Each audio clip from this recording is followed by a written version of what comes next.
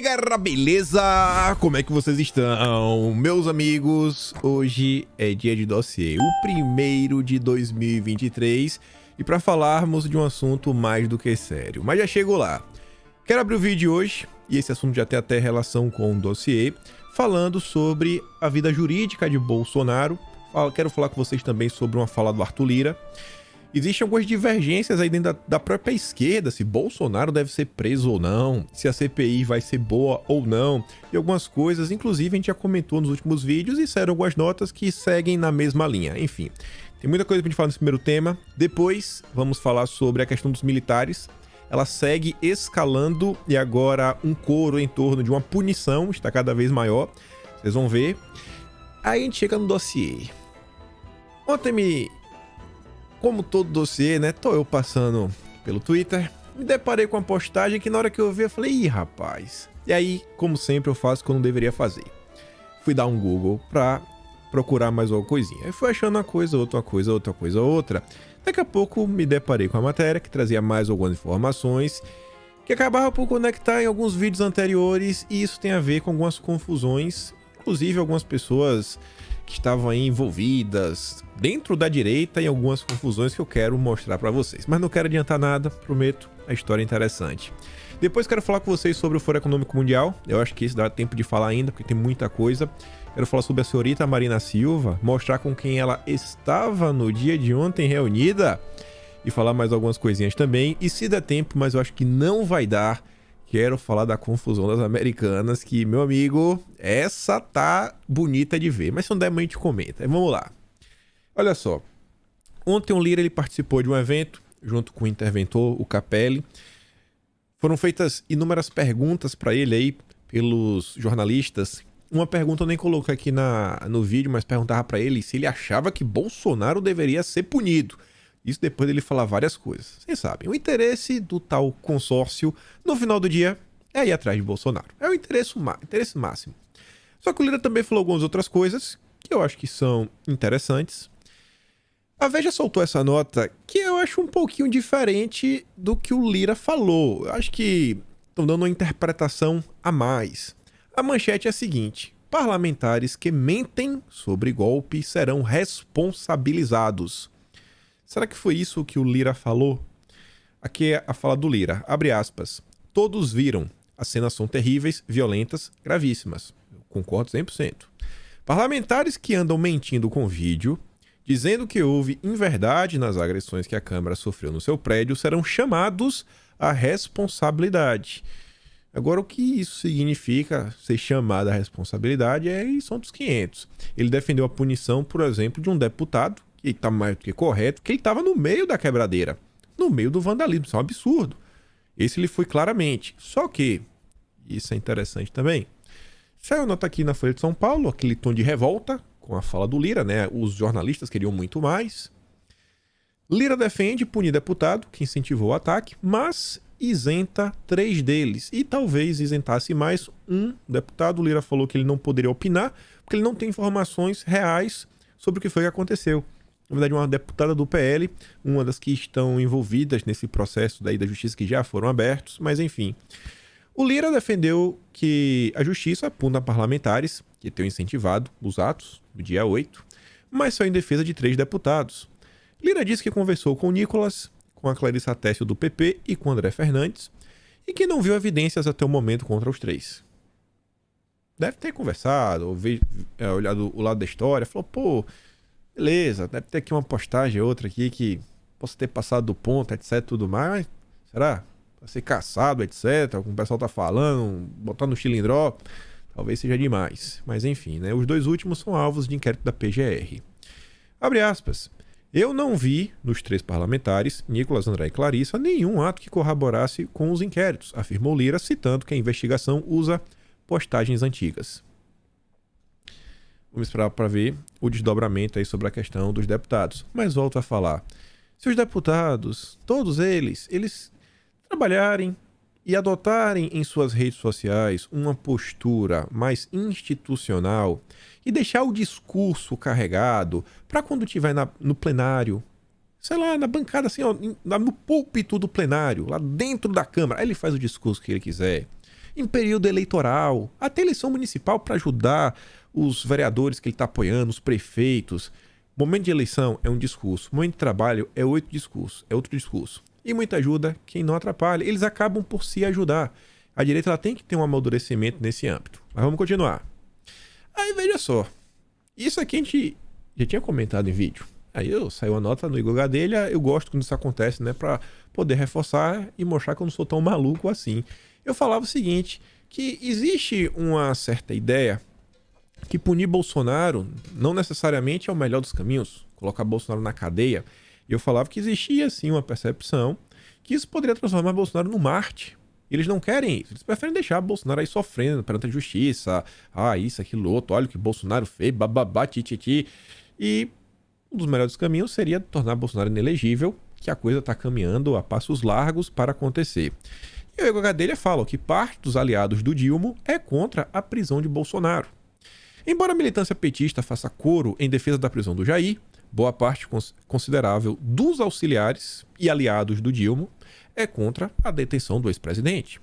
A posição está baseada no cálculo político de que a eventual prisão de Bolsonaro poderia favorecer o ex-chefe do Planalto eleitoralmente ao ajudá-lo a construir a imagem de um Marte. A avaliação desses petistas é de que o melhor cenário para Lula seria a justiça eleitoral tornar Bolsonaro inelegível, sem que a justiça comum mande prender o ex-mandatário. E isso está não seguindo o caminho para acontecer. Saiu uma nota na madrugada de hoje, às 4h45, na coluna da Mela Megali, o que os ministros pensam sobre decretar a prisão de Bolsonaro hoje. Segundo a Bela Megali, a maioria dos ministros avalia que hoje seria um erro, por diversas razões. A leitura da maioria dos integrantes é que ter o presidente atrás das grades atualmente poderia tumultuar ainda mais o cenário nacional, e eu acho que ninguém quer isso de coração. Cara, assim, as pessoas podem até ter ideias, estar insatisfeitas com uma coisa ou outra, mas eu quero acreditar que as pessoas realmente querem ver o Brasil dar uma acalmada. Eu acho que vai ser bom para todo mundo, de coração mesmo. Eu acho que os focos têm que começar a voltar para o governo e ter notícia sobre isso, quando a gente fala da CPI, logo depois dessa. Seja em âmbito social ou político. Além disso, apontam que Bolsonaro precisa ter todas as garantias do processo legal observadas. E isso acabaria, né, por demorar, porque tem um processo, recolhe depoimento, apresenta defesa, apresenta recurso, vai. Se você vai, prende, acontece isso, aí acaba querendo ou não, né, elevando os ânimos, criando crises, aí vem a história de Bolsonaro Marte, e meio que ninguém quer isso. Ou seja, responder ao processo e ter o direito de se defender. A avaliação de 3 ministros, feita à coluna, é que Bolsonaro só deve ser alvo de uma ordem de prisão após uma condenação pela justiça. Esse cenário, porém, pode mudar se o ex-presidente atuar diretamente para inflar novos atos golpistas contra a democracia. Hoje a punição que deve ser aplicada a Bolsonaro com mais celeridade é a sua inelegibilidade, né? Com mais velocidade. Isso aí está caminhando a passos largos. A gente tinha comentado, acho que ontem ou anteontem, que o PDT havia solicitado que o Tribunal Superior Eleitoral apensasse a minuta, né, que foi encontrada na casa do Anderson Torres, junto aí às ações que o PDT já tinha aberto contra Bolsonaro, e aconteceu no dia de ontem. Acho que ninguém esperava nada diferente. Está lá, né? TSE inclui minuta achada com Torres em ação contra Bolsonaro. Ele atendeu o pedido enviado pelo PDT. A vida eleitoral de Bolsonaro realmente está se caminhando para um cenário onde ele vai ficar inelegível. Então se preparem para esse tipo de notícia que vai acontecer. Não acho que... etc. tudo mais. Os próprios aliados de Bolsonaro vêm enxergando dessa forma, essa notícia sobre isso. Uma coisa ou outra que eu converso também, todo mundo está com esse sentimento, que dificilmente Bolsonaro não será punido por alguma coisa. Continuando, a gente também falou sobre isso da CPI. Planalto não se empolga com a CPI que investigaria aí os atos de terror lá no Senado. No vídeo de ontem eu falei sobre isso. E eu ainda falei sobre a possibilidade de termos uma CPI na Câmara. A CPI da Câmara para investigar as Americanas. E eu falava no vídeo de ontem que com a CPI na Câmara e uma CPI do Senado, meu amigo, como é que o governo trabalha? Como é que resolve? E grande parte da população brasileira, ela não acompanha a política. Ela quer saber do preço da carne, do preço do tomate, do feijão, do arroz, se o salário dela está aumentando, se a qualidade da educação do filho dela está melhor.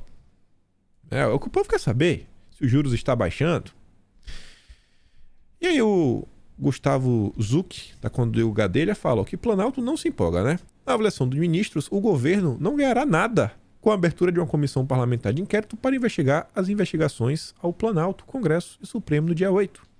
Segundo integrantes do primeiro escalão do Dilma, os beneficiados com a investigação tocada no Legislativo seriam apenas os próprios parlamentares, que poderiam utilizar a CPI como um palanque político, que foi o que aconteceu na última CPI do Senado, né? Em conversas reservadas, ministros petistas lembram a máxima de que ninguém sabe como a CPI termina, mesmo uma que tem de investigar o ex-presidente Jair Bolsonaro, adversário do Dilma. E aqui um ponto, até pegando um link com a CPI do Senado que aconteceu na pandemia, etc, tudo mais. A gente estava vendo no Brasil, onde já estava acontecendo algumas confusões, né, compras estranhas, como dos respiradores. Será que, se não houvesse ocorrido a CPI da pandemia, o Carlos Gabas teria ficado famoso? Sem a pandemia? Será? Sem a CPI? Então, assim, querendo ou não dá pra sair ileso de uma CPI. Sempre acaba descobrindo alguma coisa, alguns ares. Então, enfim. E, por fim, o foco do Planalto no Congresso, explicam auxiliares do Dilma, deve ser aprovar pautas de interesse do governo, algo que seria ofuscado por uma CPI que tende a concentrar as atenções dos parlamentares e também da mídia. Se lembra no vídeo ontem, quando eu encerro essa conversa de Brasília, eu trago a notícia do Globo falando que após uma semana Brasília começa a voltar ao normal. Eu falei, já estão começando a cobrar, tá voltando ao normal. Tem que trabalhar, tem que entregar, viu? Tem que entregar, tá dando ruim. Lembrem que a primeira semana do desgoverno encerra a sexta-feira, acho que dia 6, com a reunião ministerial que acontece para tentar eliminar os ruídos, os desentendimentos, tentar passar um pano, né, para a ministra do Turismo, a Daniela, com aqueles elos estranhos que a imprensa vinha apontando. E diante de tudo isso, o Dilma falava, não, a gente vai aqui, pegar o Rui Costa pela mão, vamos fazer aqui as pautas prioritárias para os 100 primeiros dias, entregas, que é o momento onde o governo, em tese, tem o maior capital político. Estamos na terceira semana e até agora, o que aconteceu? O tom do governo vem sendo de revogaço. Revogar, e as promessas que estão sendo colocadas na mesa é de revanchismo, que é assim, vamos passar um pente fino em tudo que Bolsonaro fez aqui, os contratos na época da Embratur. Isso aí foi uma fala do Freixo no dia de ontem. É só isso, é pente fino, é pente... negócio, vamos fazer... Isso aí, e proposta, irmão. Propostas positivas. E eu tô fazendo, obviamente, esse pequeno resuminho, porque a Folha de São Paulo, no dia de ontem, escreveu Lula 3, patina para retomar normalidade e criar agenda positiva após os ataques.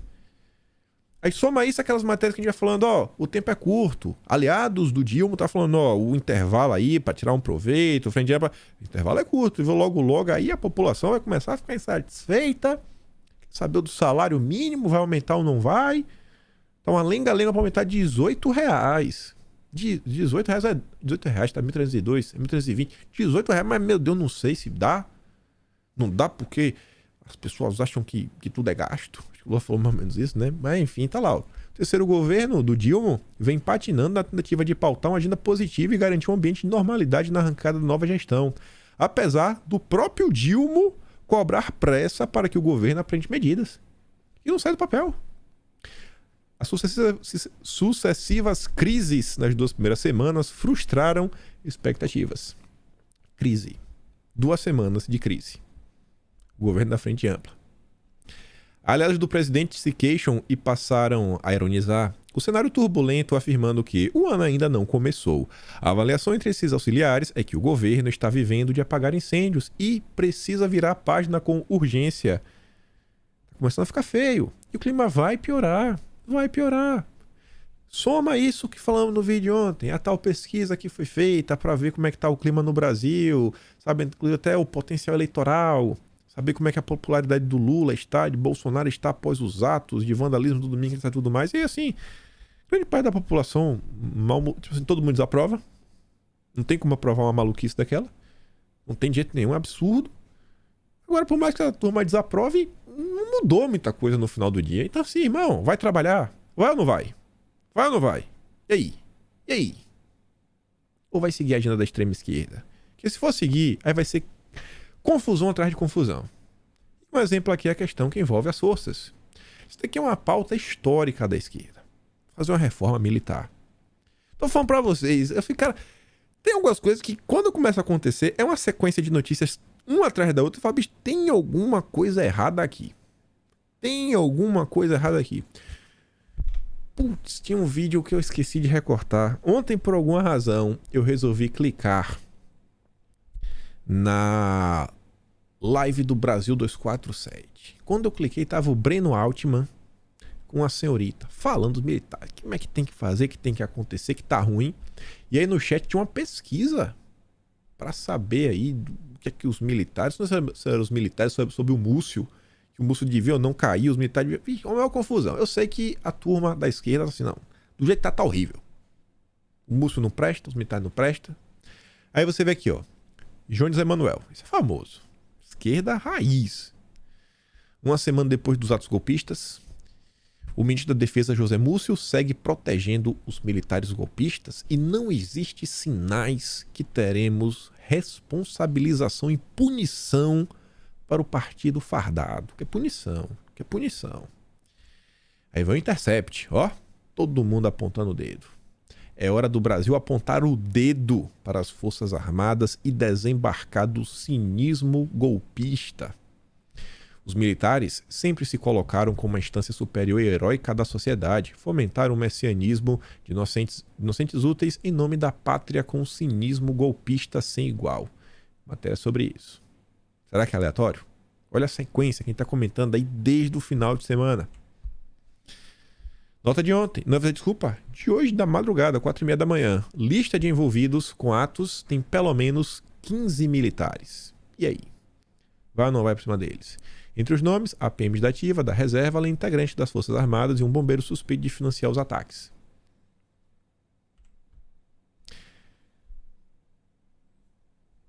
Vamos começar pelo Breno Altman, né? Amigo do Odisseu.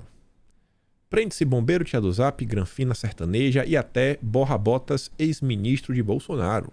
Está ótimo.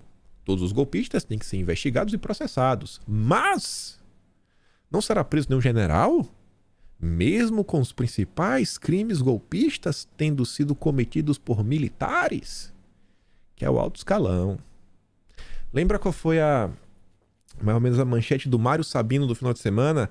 Ele se questionando quem o Anderson Torres poderia entregar. Se o Anderson Torres, não sei se está na manchete, mas está no texto, né? Se o Anderson Torres, em seu depoimento, por exemplo, pode falar do envolvimento de algum grande militar que esteja na ativa. E aí? Os figurões. O Renato Souza é engraçado, né? Esse senhorzinho é engraçadíssimo quando ele escreve. Bastidores. Juristas, integrante da OAB, deve ser da OAB ou OAB, né? Porque normalmente todo jurista ele tem pelo menos OAB, a carteirinha. Mas enfim, e advogados, que eu acho que também são juristas, né? Deve ser jurista, deve ser membro do funcionalismo público. Mas enfim. De grupos pela democracia. Adivinha que grupos são eles? Grupos pela democracia. Né? Tem vários, todos de esquerda. Vocês devem conhecer alguns que são bem famosos, estão sempre na imprensa. Mas enfim, essa turma avaliaram pedir ao judiciário a prisão de generais do Exército após ataques em Brasília, mas recuaram com receio de reações e após pressão de militares da ativa. Corte não decidiu por não ter sido provocada. E aí? Como é que tá o clima? Acho que querem alguma coisa.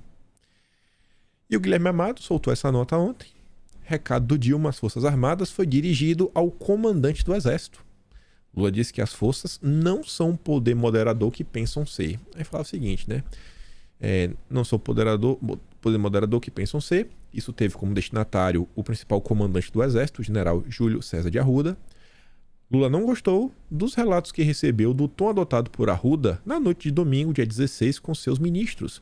Segundo chegou a Lula, Arruda defendeu Flávio Dino e outros ministros a decisão do comandante militar do Planalto, general de divisão Gustavo Henrique Dutra de Menezes. No domingo, Dutra de Menezes não permitiu que a Polícia Militar do Distrito Federal removesse os golpistas acampados em frente ao QG, mesmo já tendo uma ordem do Supremo para isso acontecer.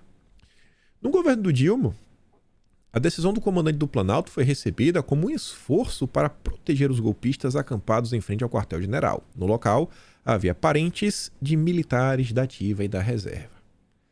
Vocês estão vendo? Eles trouxeram os militares para o meio da confusão. Tá aí. A narrativa está crescendo. Nada.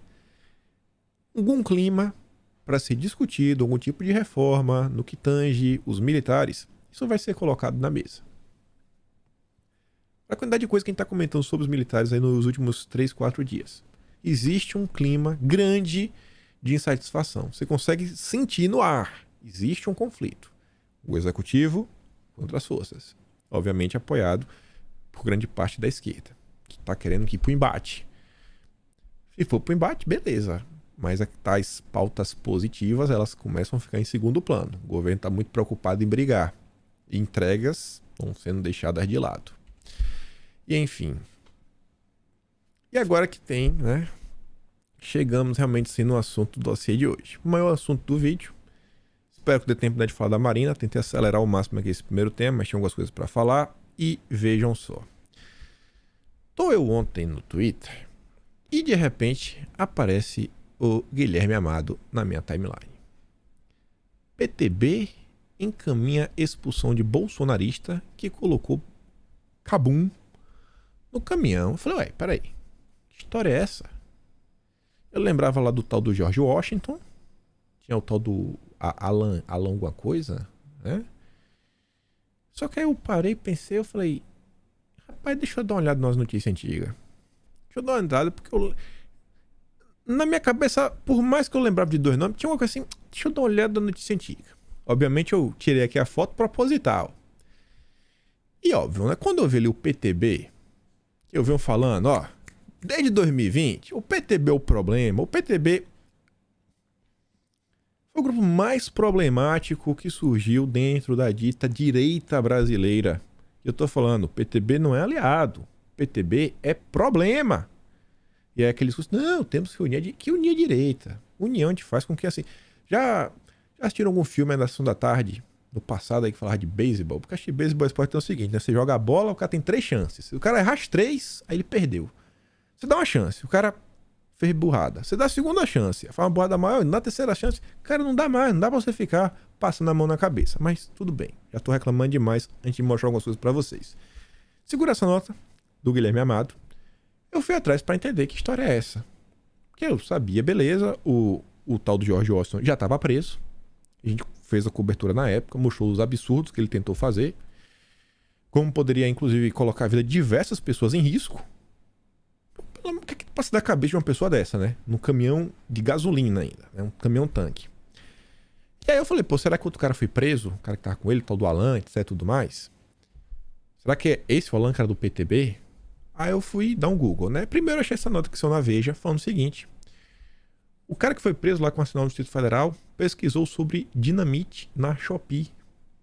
Em 24 de dezembro, o tal do George Washington, ele pesquisou na internet como comprar os cabuns. Em busca, ele foi para a da Shopee, plataforma global do e-commerce. E aí, quando ele colocou dinamite, acabou aparecendo uma banda chamada Dynamite Joe. Sem sucesso na empreitada, ele acabou comprando aí de contrabandistas no Pará, seu estado natal. Isso daqui mostrou algumas coisas. Esse cara, querendo ou não, ele tem um histórico. Postagens mais antigas, fazendo postagens assim mais à direita. E a turma fala, não sei o que, etc, tudo mais. O cara pesquisou na internet. Mais do que isso, olha como hoje em dia, por um lado, é muito bom, às vezes você tem um histórico, você pesquisar algumas coisas, para você, às vezes você mesmo acaba se esquecendo. O seu histórico, às vezes, é utilizado até para, sei lá, apresentar coisas que são úteis para você, mas ao mesmo tempo, hoje em dia, todas as nossas pegadas, estão registradas. Quem já trabalhou em alguma empresa grande, empresa corporativa aí, mais de 500, 600 funcionários, cada funcionário tem o seu login e fala, não deixe outra pessoa usar o seu computador. Olha como o mundo hoje está complicado. Computador, celular, já pensou de entregar o celular para alguém, o cara faz uma pesquisa lá, daqui a pouco o preço bate na tua porta, o cara tá precisando comprar alguma coisa absurda, né? Uma coisa que é crime, uma compra de uma substância ilícita. Já pensou nisso? Assim, hoje em dia, você vê que essa questão de internet... Assim, no mesmo jeito que a internet abre as portas, concede aí, né, uma ferramenta sensacional, ao mesmo tempo a responsabilidade tem que ser cada vez maior. Mas enfim. E aí vejam só.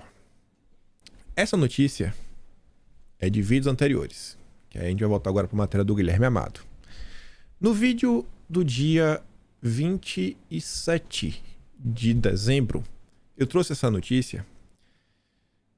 Polícia Civil do Distrito Federal identifica ao menos mais 2 suspeitos de ajudar quem tocou o terror. Falei, peraí. Aí eu fui atrás, né? Falei, porque primeiro eu fui atrás no vídeo. Assim, na verdade, isso aqui já foi depois que eu peguei as notícias da internet, comecei a ler algumas coisas. Eu falei, deixa eu voltar no tempo. E aí, quando eu peguei essa matéria, eu falei, olha só. Falava que o George Washington falou do tal Alan, isso foi divulgado, etc. E nessa matéria falava o seguinte... Outro suspeito estaria no QG, foi citado pelo empresário, só que o nome dele ainda está sendo mantido em sigilo para não atrapalhar as investigações. Isso daqui não é aleatório. Não é aleatório mesmo. Isso aqui é coisa séria. Vocês vão ver o dia que a gente vai chegar. Olha essa matéria do Globo. Vocês conhecem esse cidadão? Wellington Macedo. Ele é o terceiro nome. O nome que não foi revelado. E não foi à toa que o nome dele não foi revelado. Saiba que é um jornalista que usava tornozeleira eletrônica e ajudou a colocar um cabum em caminhão em Brasília. Que história é essa? A nota falava o seguinte. Ele teve a identidade revelada neste domingo, em reportagem do Fantástico. Antes de ser preso, aqui está falando do ano de 2021. Em 2021, antes de ser preso, o Wellington Macedo falou sobre uma possível invasão ao judiciário brasileiro. A possibilidade é de 80%, são centenas de ônibus. Quando falamos que o povo está indo para Brasília para retomar o poder, é retomada do poder, já que o presidente da República não tem mais poder. Olha como essa turma já tem um discurso duro, que vamos fazer, que vamos acontecer. Aí tem gente que fala, mas esse cara, ele defende Bolsonaro. Nossa, ele foi preso pelo judiciário. Roberto Jefferson também foi. E é um bandido. Roberto Jefferson já foi preso no passado, o que ele fez na eleição. Tava lá tirando contra a polícia, jogando grana. Maluco. Segundo a denúncia, Souza, Alan Diego dos Santos e o Macedo montaram um artefato e entregaram o material para que fosse colocado no caminhão do combustível pelo jornalista. Bom, não sei se foi bem assim. Aí eu fui atrás dessa reportagem do Fantástico. Apareceu esse link aqui do G1. E aí tem o pedaço da reportagem do Fantástico. Blogueiro cearense, procurado por atentado de cabum em Brasília, teve cargo no governo Bolsonaro e pediu ajuda para se esconder. Cargo no Ministério da Damares. Mesmo período que a Sarah Winter também trabalhou lá. Lembra da Sarah Winter, né? Os 300. De acordo com o delegado da Polícia Civil, Leonardo de Castro Cardoso, o cearense teve participação direta nos ataques contra o prédio da Polícia Federal em Brasília no dia 12 de dezembro. A gente comentou sobre isso também. E como sempre, a mesma turminha está envolvida em confusão. Eu vou trazer algumas coisas do vídeo do dia 13, que foi o dia depois. Guarda essa informação. O Wellington Macedo estava no dia 12. Fui dar um Google, uma pesquisa no Twitter, achei a foto até interessante. Segundo a investigação, Alan recebeu o artefato de George no QG do Exército e então teve a ajuda de Wellington, que dirigiu até o local do atentado. Foi o monitoramento da tornozeleira eletrônica dele que permitiu à polícia refazer os passos dos dois naquela noite. Por isso que o nome possivelmente não foi divulgado. O nome não foi divulgado naquele momento porque estava com a tornozeleira, vai conseguir se encontrá-lo pela tornozeleira. E se você divulga que o cara tá na lista para ser pego, ele ia fugir, obviamente, né? Tirar a tornozeleira e e fui, desapareci. Escuta isso aqui, pessoal. Por mais preconceito que você tenha com a Globo, etc., isso aqui é sério. Olha isso aqui. Isso aqui foi uma reconstrução que a polícia fez. Tornozeleira eletrônica de Wellington, que permitiu à polícia refazer os passos dos dois naquela noite. É o que você vai ver agora, com imagens que o Fantástico obteve com exclusividade. A gravação da câmera de segurança de uma loja mostra o caminhão parado. Essas outras são câmeras do próprio caminhão. A polícia sincronizou os horários das imagens com a movimentação da tornozeleira de Wellington. Assim, foi possível identificar o momento em que o carro dele, à esquerda no vídeo, se aproxima lentamente do caminhão, para que Alan coloque a bomba. Ouviu aí, né? Tinha câmera no posto de combustível, uma câmera numa loja que viu o caminhão, que foi alvo. Pegaram o histórico da tornozeleira para ver que o carro estava passando no mesmo ambiente. Maluco, que desde 2021 já tem discurso de maluco.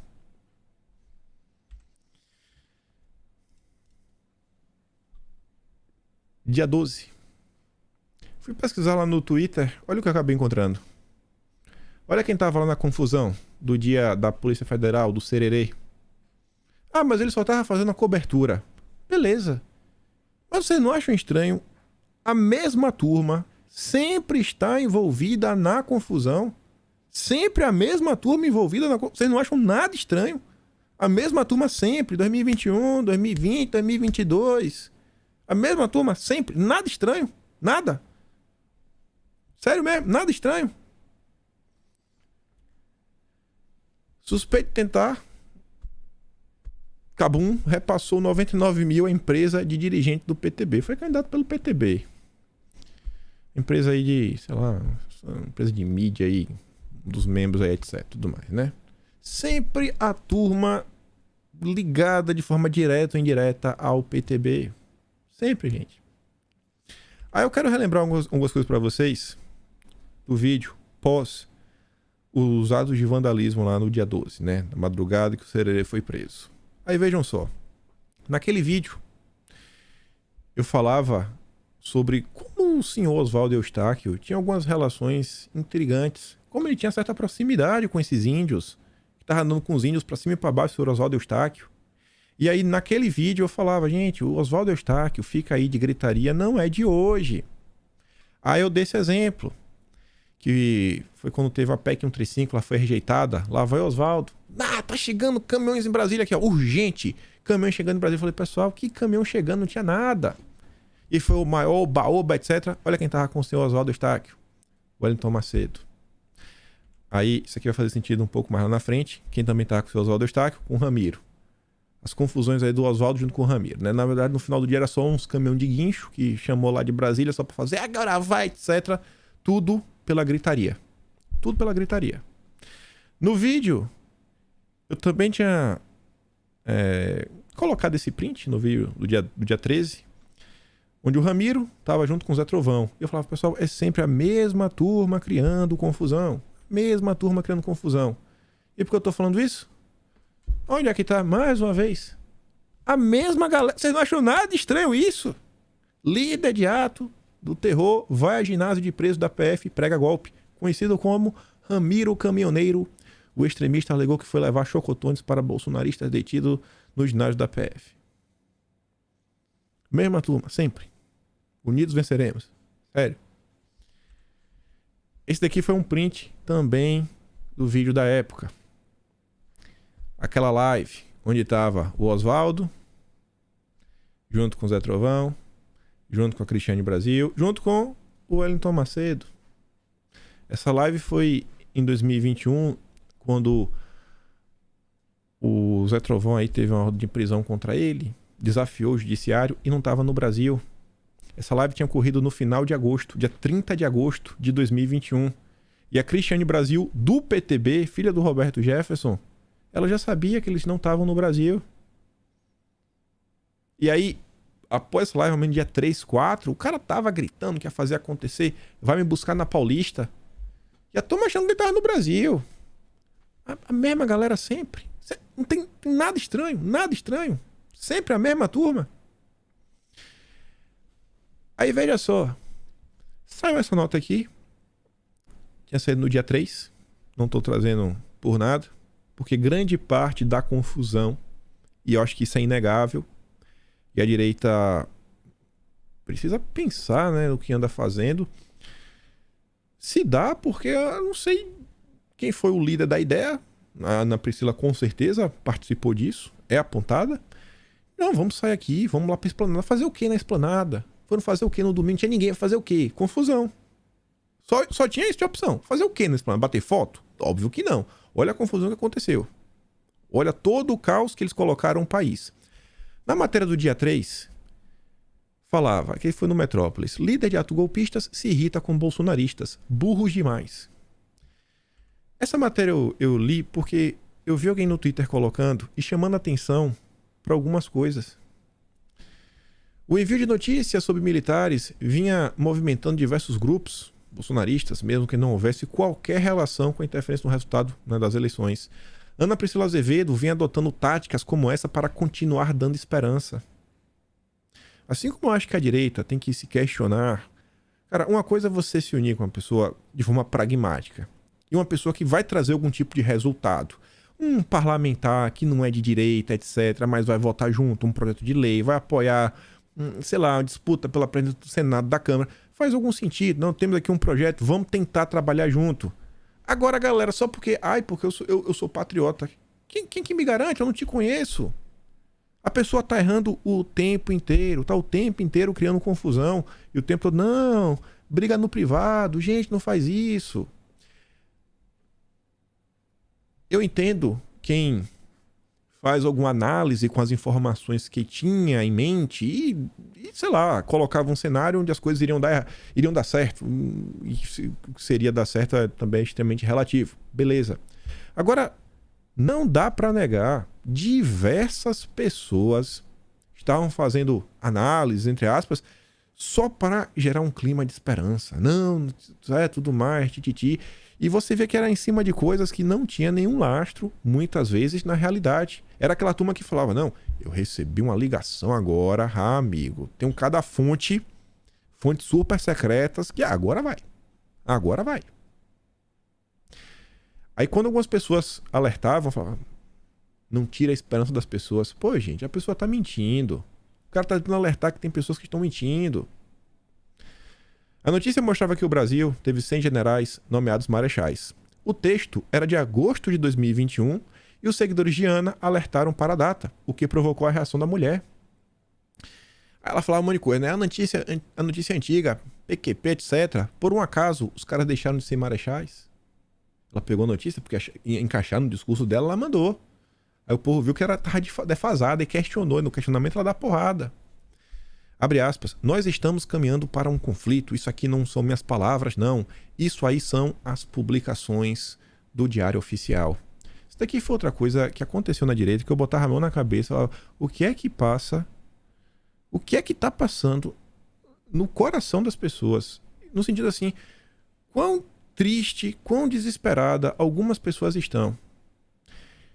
E eu entendo as pessoas estarem desesperadas. Agora, o que teve de gente oportunista de ficar pegando o Diário Oficial para distorcer, para falar, não, olha só, etc, tudo mais, especialista em Diário Oficial da União, cara, foi uma coisa assim, eu falei, meu Deus do céu, agora que eu vi, especialista. E diversas vezes surgiam pessoas da área do direito que pontuavam falando, ó, gente, calma, esperem, leiam direito, a pessoa não está interpretando direito. Foram diversas pessoas se baseando nisso. Depois gera um sentimento de frustração na população. A população está revoltada. Diversas pessoas com crise de ansiedade, com crise de pânico, etc. Tudo mais. E onde é que está a responsabilidade? Mas vamos voltar. Ontem saiu essa nota aqui, ó, sobre a senhorita Ana Priscila Azevedo, que era crítica de Bolsonaro desde antes das eleições de 2018. Quem diz isso são as matérias do Intercept. Golpista apontada como organizadora de atos, diz a Polícia Federal que o plano era transferir o acampamento do QG para a Esplanada. Essa turma vinha tentando ir para a Esplanada meses. Há meses. Quer ver? Vamos voltar. Essa matéria a gente comentou em vídeo. Os promotores do terror. Aí nessa matéria falava, em Brasília, Oswaldo Eustáquio e Ana Priscila tiveram um papel fundamental. A gente comentou sobre isso na época. Eles não atuaram diretamente juntos, mas o discurso de um ajuda o outro nas narrativas. Os dois trabalham para colocar medo e incentivar as aspirações de golpe, em grupos que o bastidor acompanha. Ambos fornecem aos manifestantes informações falsas, incentivam atos. A retórica serve para alimentar os anseios e os medos dos acampados em frente ao QG. Durante a semana passada, em atuação de ambos, contribuiu para a barbárie deste domingo. Na quarta, Oswaldo fez uma live com o suplente deputado federal, Renato Gasparim, do qual incentivou a ação que aconteceu no domingo. Em grupos do Telegram, mantidos por Ana Priscila, o vídeo de Eustáquio começou a ganhar tração entre os seguidores. O vídeo de Eustáquio ganhou destaque nacional e foi um dos motivadores para que milhares de manifestantes decidissem ir a Brasília. Os primeiros começaram a chegar no acampamento na sexta-feira à noite. Aí saiu matéria na época. Essa aqui foi do próprio domingo. Invasão. Era convocado nas redes desde a semana da posse. Postes permanecem no ar. Aí dizia, desde o dia 3 de janeiro, já tinham postes sendo feitos. Na quarta, dia 4, o seu Oswaldo Eustáquio, junto com o Renato Gasparim, tinham feito live ao vivo. Aqui notícia que a gente trouxe, 5 de janeiro. 5 de janeiro, 3 dias antes, a Veja já noticiava. Blogueiro investigado planeja invasão ao Congresso. Oswaldo Eustáquio está planejando uma última cartada. Isso seria possível, disse ele em uma transmissão nas redes sociais, por meio de uma invasão em massa ao Congresso. Eustáquio e o Renato Gasparim prometeram uma caravana com até 1 milhão de pessoas em Brasília para tomar o nosso país. Se tomarmos o Congresso, nós certamente teremos a vitória. E a Ana Priscila falou, o plano era ficar lá, para se hospedar lá dentro, fazer um QG. Olha a maluquice. 31 de dezembro, 8 dias antes. Oswaldo Eustáquio, estamos fazendo caravanas para a posse do Bolsonaro. Pelo amor de Deus. E tem mais. Isso aqui é o print do vídeo do dia 13. Do vídeo do dia 13, quando teve a confusão. A turma estava no QG o tempo inteiro. Qual foi uma das primeiras vezes que uma parte saiu do QG para ir se manifestar em outro local? Foi quando foram num shopping center, entraram no shopping para ficar gritando e tudo mais. Virou notícia na época. Só por curiosidade, é o Oswaldo Eustáquio na cadeira de rodas logo no início do vídeo? Sim, é ele. Aí nesse vídeo ele tá inclusive junto com os índios, que eu comentava. Aqui, olha o sererê aqui, Aqui é a mesma postagem, como é que é um vídeo, Tá 2 prints do mesmo vídeo. Olha o que um perfil chamado Coringa Opressor escrevia. O povo é muito burro. Continua em frente aos quartéis, senhores. Esse sujeito não está com o Brasil. Estão invadindo shoppings e aeroportos pra quê? Estão agindo como arruaceiros da esquerda e serão tratados como tal. Simples assim. Um perfil chamado Regina Almeida escrevia: atenção. Sério o que está para acontecer essa semana. Oswaldo Eustáquio tomou a frente dos movimentos e postou vários vídeos chamando o pessoal que está em frente dos QGs para ir para o Planalto. Isso pode gerar um Capitólio igual aconteceu nos Estados Unidos. A população comum falando e alertando. 6 de dezembro, um perfil chamado Felipe Turli. Não saiam dos quartéis, não escutem o Oswaldo Eustáquio e Karina Belomé. Estão pedindo para saírem do QG e ir para a Esplanada. Não façam isso, é uma cilada. É uma cilada ou não é? Olha o que aconteceu no domingo. Olha como toda essa turma, no vídeo do dia 3, ainda mostrei, como começou lá em abril de 2022, o surgimento que aparece aquela live do senhor Roberto Jefferson com Oswaldo Eustáquio, como depois veio os 300, toda a confusão que o 300 causou.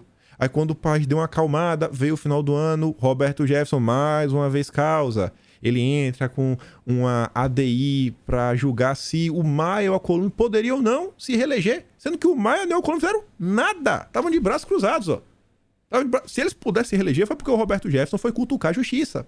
Aí o caos.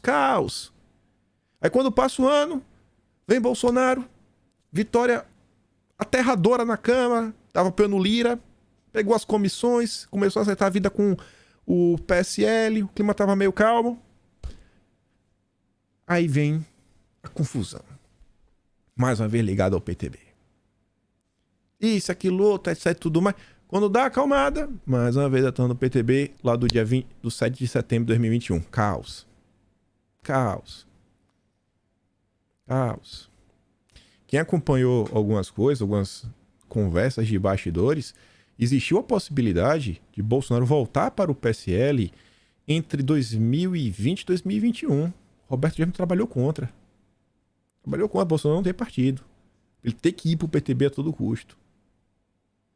Isso não vou ter nenhuma notícia para mostrar para vocês. Vamos bater na tecla. Em quanto tempo ele ficou? Temos que unir a direita. Já pensou se a direita não tivesse... Não, esquece o Roberto Jefferson. Vamos seguir aqui. Esquece a turma. Vamos seguir aqui. Vamos seguir sem essa turma. Deixa eles lá, esses malucos. Só para e pensa. Ia ter o caos. A agenda legislativa, né? O legislativo não ia ficar comprometido discutindo um monte de assunto maluco. Iríamos ter evitado diversas brigas, diversos confrontos. Não iríamos ter o caso de Roberto Jefferson durante o período eleitoral. Olha todo o prejuízo causado. Todo o prejuízo causado. Midiático. Entre os poderes. Tudo porque... Eu entendo, Ni, com pragmatismo. Eu nem digo que essa turma tem um coração ruim. Mas pra mim tá claro que eles não sabem fazer política. Que isso aqui não é política. Isso é maluquice. Isso é maluquice. Isso é maluquice. No mínimo, é maluquice. No mínimo, essa maluquice. Então assim, ó. De boa intenção, sabe? O mundo tá repleto. Tem muitas pessoas de boa intenção. Mas vocês não têm capacidade de ajudar as coisas a melhorarem. Tá mais do que claro. Então, beleza? Senta lá. Obrigado. Quem sabe, né? Vocês amadurecem, vocês se juntam aí. Segue a vida de vocês. Toca o barco. Fomenta aí um movimento também de direita. Vai aqui, tiver alguma coisa aqui, vocês elegeram os deputados, a gente vota junto, bacana, mas vocês sentam lá e a gente fica aqui, viu? E vida que segue. Tá aí, pessoal, os fatos. Não vou nem mais adentrar, porque essa coisa eu falo tantas vezes, mas depois de ontem que aconteceu, vocês vão falar o que agora?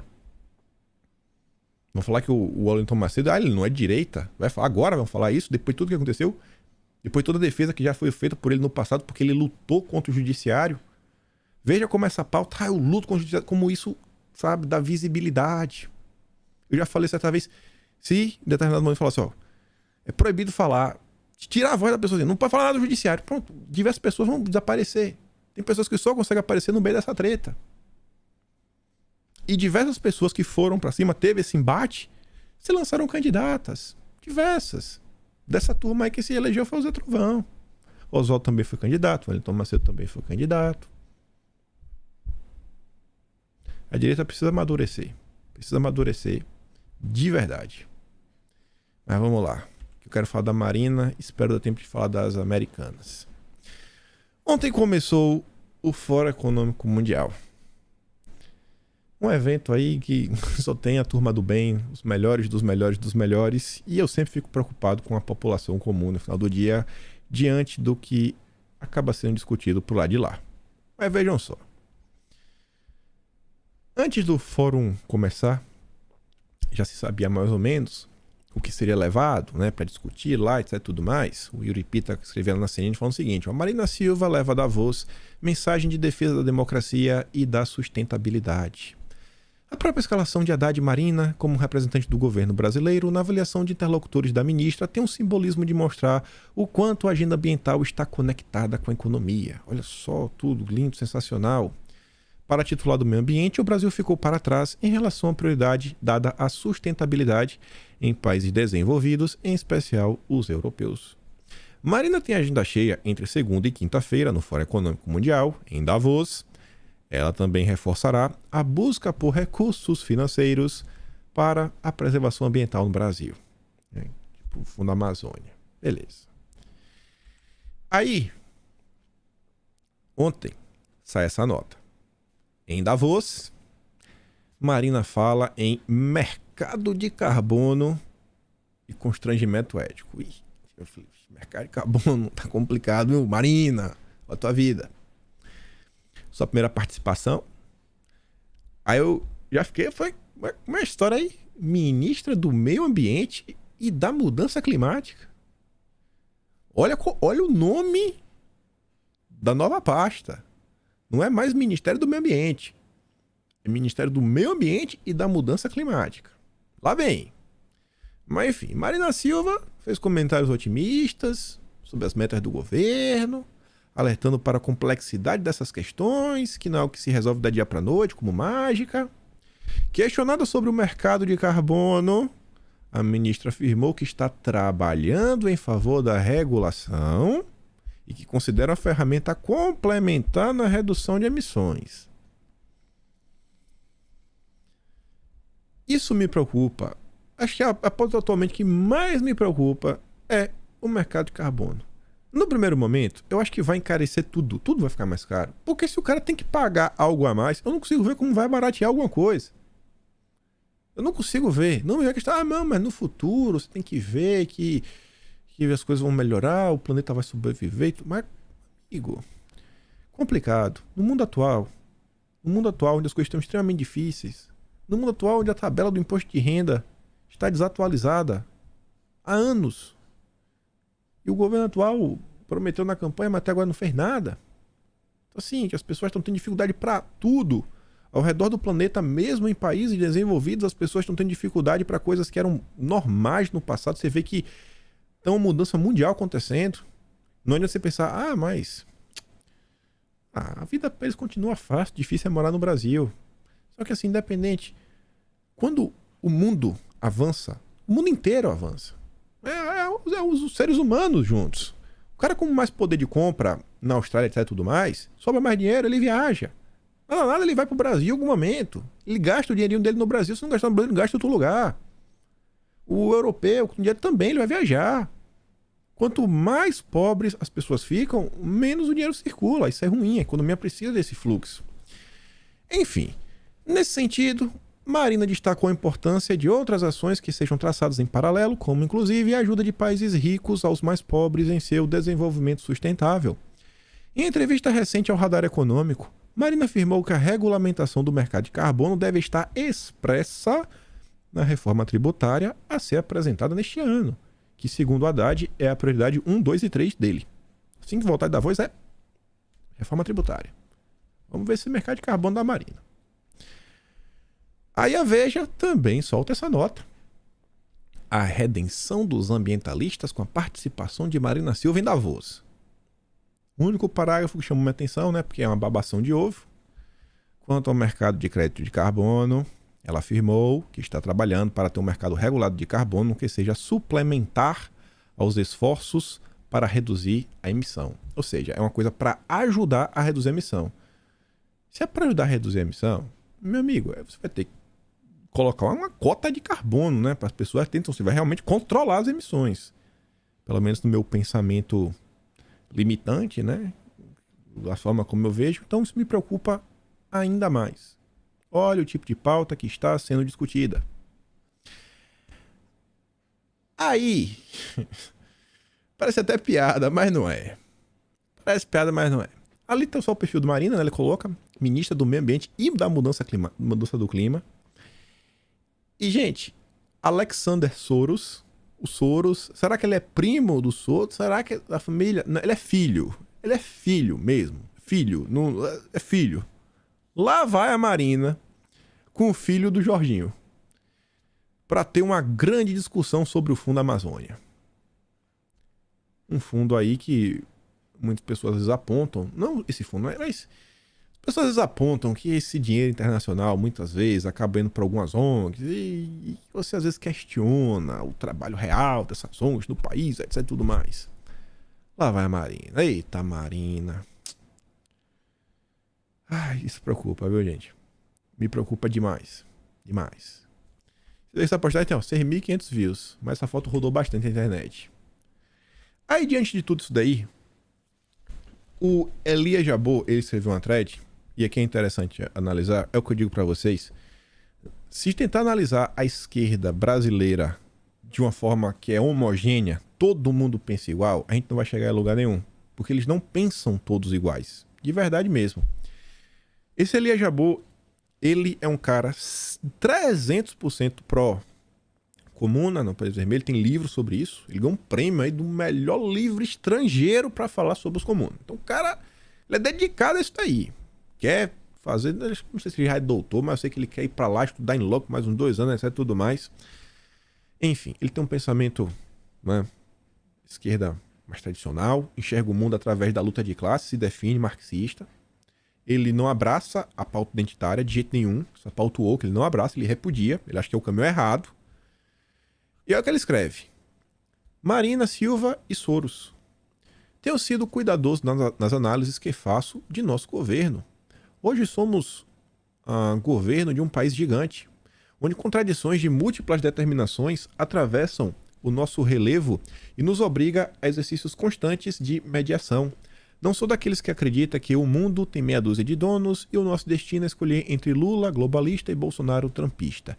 Esse olhar é sistêmico, sem história e sem luta de classes.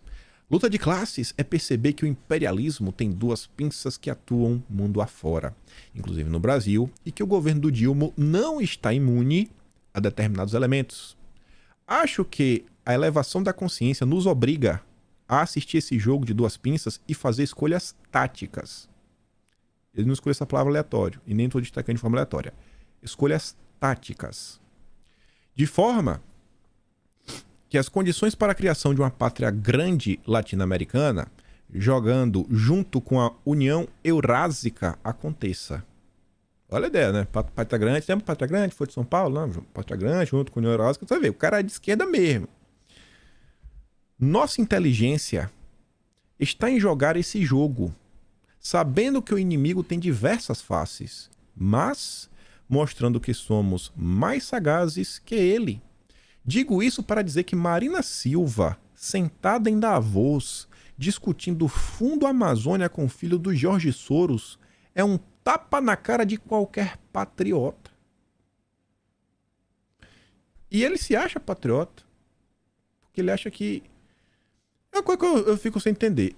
Ao mesmo tempo que essa turma é a favor de unir a América Latina em torno de uma pátria grande, eles dizem que também defendem a soberania nacional. Eu acho meio confuso as ideias. Mas tá vendo aí? Tapa na cara dos patriotas. Eu até concordo, né? O patriota que viu a Marina com o filho do Soros é triste. Sônia Guajajara assumir que recebe grana da Fundação Ford e isso ser naturalizado é um estranho sinal dos tempos. As coisas devem ser claras a quem pensa o país estrategicamente. Primeiro, o governo Dilma é nosso. É preciso defendê-lo. 2. É um governo composto por forças díspares, mas diferente dos outros mandatos do Dilma, ele é um ator nacional, desenvolvimentista ativo e não moderador de diferentes alas do governo. Terceiro, os patriotas têm claro que a Open Society, a Fundação Ford e outras ONGs são inimigas do país.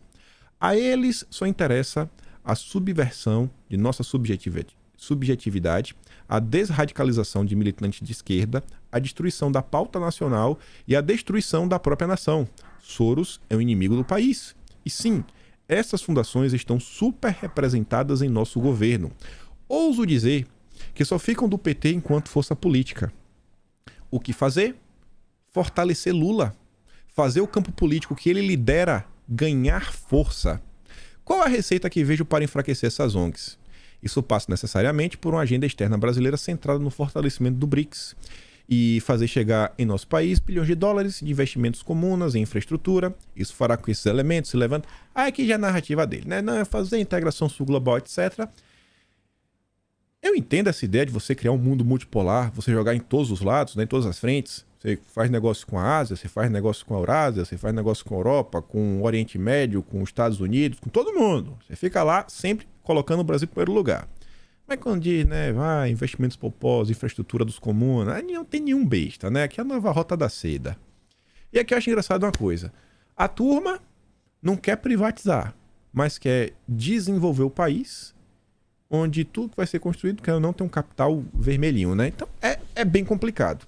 Eu entendo essa questão do fortalecimento do BRICS, não acho de todo mal. Não acho mesmo, acho que o Brasil realmente tem que jogar em ambas as frentes. Só que eu fiz questão de trazer essa thread para vocês, porque ao longo do governo Bolsonaro, eu não lembro quem foi que escreveu a thread, não lembro mesmo, mas alguém escreveu uma thread que eu trouxe algumas vezes aqui, E que eu sinto que o Elias, ele reescreveu essa thread para a esquerda. Ao longo do governo Bolsonaro, diversas pessoas falavam: você passa pano. Eu, sim, passo. Jornalismo chapa branca, isso, aquilo, outro, etc. Bolsonaro traiu os conservadores, blá, blá, blá.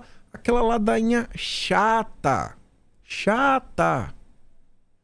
As pessoas, algumas pessoas na direita, com a visão limitante, achavam que Bolsonaro, ele assim, amigo, ele deixava de fazer as coisas por pura má vontade. Vou fazer aqui só pra deixar os conservadores com raiva. Pelo amor de Deus. Sério, depois de tudo que aconteceu, a forma como eu enxergava o governo é o que o Elias enxerga na esquerda. A composição de forças que colocou Bolsonaro lá em diversos grupos diferentes. Diversos grupos diferentes. Existiam liberais, existiam pessoas da ala militar, existia o tal centrão, existia influência de alguns setores da sociedade, agronegócio, empresariado, mercado financeiro, evangélico, blá blá blá, diversos grupos. E tinha os conservadores. Tinha os conservadores, que dentro da própria ala ideológica tinha brigas. O que é que o Elias está falando? Ó, dentro, né, dessa composição, e Bolsonaro é mais ou menos o que ele está falando do Lula. Bolsonaro era um cara, e sempre foi, de direita, convicto. Convicto. Pode não ser um gênio. Pode errar todos os santos dias, pode. Mas ele era um cara à direita. Você via que ele tentava sempre agradar essa ala mais à direita? Sempre tentava. É melhor tentar fortalecer Bolsonaro, como ele está falando, tem que fortalecer o Lula, esse lado que ele representa, tentar ganhar espaço. A thread da direita, que o cara escreveu o seguinte, que é preciso entender esse mecanismo decisório, essa conjunção de forças, que ela, sabe, ela gira todos os dias em Brasília na hora da tomada de decisões, indicações e tudo mais, e tentar fazer com que os conservadores sejam um grupo mais influente e mais forte. Não adianta só colocar a culpa, porque, cara, querendo ou não, esse grupo, os conservadores, ele não conseguiu dar sustentação. O conservadorismo brasileiro, se ele fosse realmente parrudo, nada, sem Bolsonaro, sem a bengalinha, sem as rodinhas da bicicleta chamada Bolsonaro, que ajudou muita gente e continua ajudando, sem Bolsonaro, era para os conservadores ter 100 deputados. Aí fala, pô, é um grupo de respeito, tem 100 deputados. Não tem. Quem elegeu 99 não foi os conservadores, foi Bolsonaro. Óbvio. Porque ele conseguiu, eu não sei se a palavra é zeitgeist, mas ele conseguiu meio que encarnar o espírito da época. Ele conseguiu centrar, entender o movimento que a conhecia e se projetar como líder. Tem mais de 200 milhões de habitantes. Qualquer um podia tentar ser o líder desse movimento. Não conseguiu. Conseguiu foi Bolsonaro. Deu os créditos pra ele. Quando eu evitava fazer diversas críticas, não é porque eu achava tudo perfeito, mas porque eu achava, não, tem que tentar fortalecer esse lado aqui. Vocês acham que vamos pegar aqui uma pessoa que acho que é bem popular. Vocês acham que eu acredito, concordo com tudo que o Paulo Guedes fazia? Quem você discorda do Paulo Guedes? Eu discordo do Paulo Guedes em diversas coisas. Diversas coisas. Você acha que eu concordava tudo que o Tarcísio fazia? Não concordo tudo, não. Algumas coisas ligadas à privatização? Não concordo. Durante o governo do Bolsonaro, o Tarcísio foi se encontrar com a BlackRock. E eu aqui em vídeo batendo na BlackRock. Eu vou trazer em vídeo pra quê? Eu prefiro tentar fortalecer a força para conseguir, em determinado momento, fazer com que essa turma da direita tenha tanta força e mostrar que colar com a BlackRock vai dar errado. E tentar conquistar, mas assim, e, óbvio, vai ter determinadas coisas, chegar no ponto, você tem, irmão, ó, tá passando demais do ponto. Aí, determinadas coisas, você precisa fazer uma crítica. Mas, se a questão, exemplo, acho que da própria questão da BlackRock, foi próximo, perto do período eleitoral, eu vou levantar isso pra quê? Pra quê? Perto do período eleitoral, pra quê? O que tá ganhando com isso? Então, sei lá, na minha cabeça, pelo menos, né, eu sempre tento falar coisas que eu acho que vai levar o Brasil para um lugar melhor. Posso errar, gente. Posso errar. E eu tenho certeza que eu erro com frequência. Mas eu juro para vocês, de coração, eu tento, sabe, falar assim, não, eu quero ver a direita ir para um caminho melhor. Eu quero ver o Brasil, sabe, com a economia pujante, acachapante. As crianças podendo brincar na rua. Violência ser uma história num passado distante. Que quando acontecer um assassinato no país, vai chocar o país. Meu Deus, uma pessoa morreu. Aqui na Austrália, mais ou menos assim. Meu Deus, a pessoa morreu. Meu Deus do céu. Choca a sociedade, porque não é normal. Não é normal. Ver as crianças ficar assim, rapaz, que menino inteligente é esse? Cada ano que passa as crianças estão mais inteligentes. É isso que eu quero. E eu não conseguia ver, como continuo sem conseguir ver a chance disso acontecer sob o domínio da esquerda. Olha um cara com experiência, com voz na esquerda, olha o que ele está tentando falar. Temos que nos colocar aqui como grupo mais forte para nossas ideias vingarem. Este governo ele não é 100% da nossa forma. Não adianta ficar jogando papapatititi. Imagina se a direita tivesse pegado um pouco, né, desse sentimento e aplicado.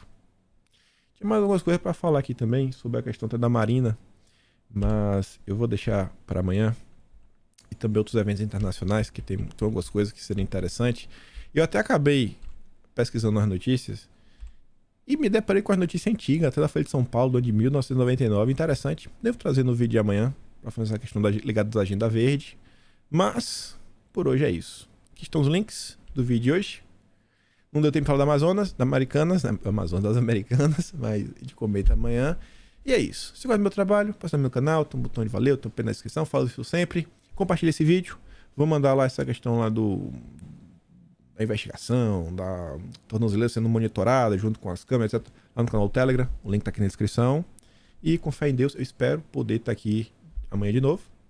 E no mais, aquele grande beijo, abraço, tamo juntos. Valeu, meus amigos. Fui!